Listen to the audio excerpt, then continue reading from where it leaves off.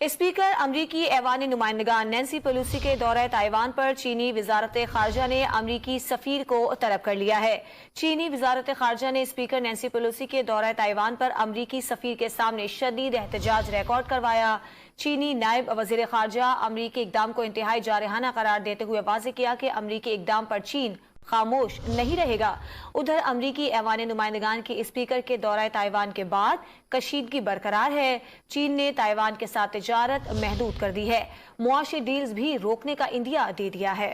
चीनी वजारत खारजा ने speaker Nancy Pelosi के दौरे ताइवान पर अमरीकी सफीर के सामने शदीद एहतजाज रिकॉर्ड करवाया।